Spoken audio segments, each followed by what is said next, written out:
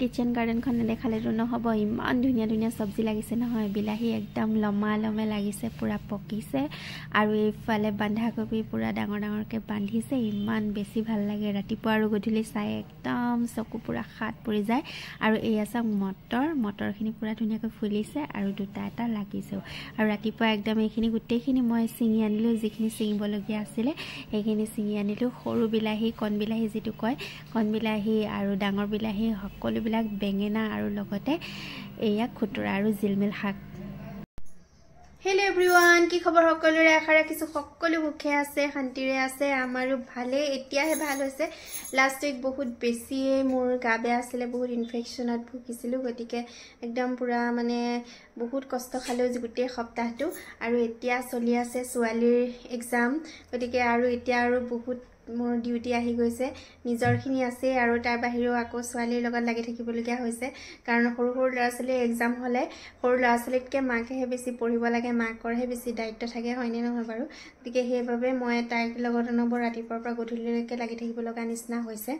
আৰু আমাৰ স্কুলৰ পৰা এক্সাম শেষ হ'ল সেইকাৰণে ভালে আছে আমাৰ স্কুলৰ এক্সাম আদায় হ'ল কিন্তু ছোৱালীৰ এতিয়া চলি আছে 13লৈকে আছে তাৰপিছত অলপমান ফ্ৰী হ'ম আৰু তাৰপিছত অকণমান ফুৰা চকা কৰিম বুলি ভাবিছোঁ আৰু আজি সানডে গতিকে অকণমান সময় পাইছোঁ মই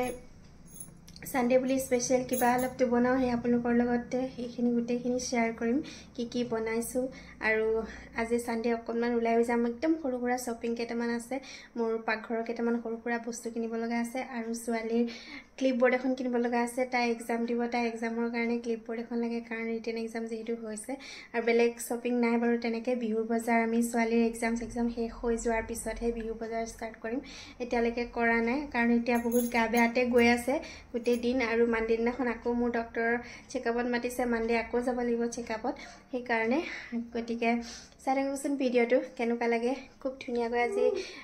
দেওবাৰৰ লাঞ্চটো মই প্ৰিপেয়াৰ কৰিছোঁ মোৰ বহুত ভাল লগা একদম অসমীয়া থলুৱা খাদ্য মোৰ বহুত বেছি ভাল লাগে খাই আৰু মাছেৰে বনাইছোঁ সকলোবিলাক আইটেম বহুত বেছি টেষ্টিকৈ বনাইছোঁ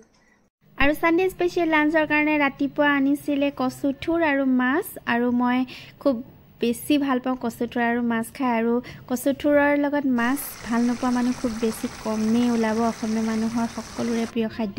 আৰু এয়া লগতে বনাইছোঁ বেঙেনা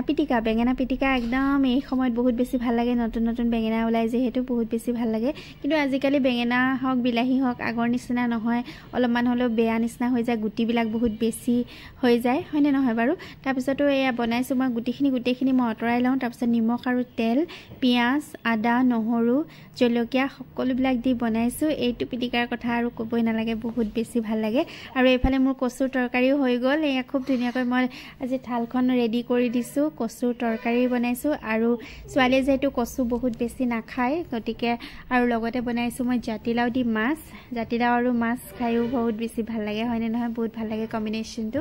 আৰু এয়া ভাত আৰু লগতে এপিচ মাছ ফ্ৰাই পিটিকা খুব ধুনীয়া এসাঁজ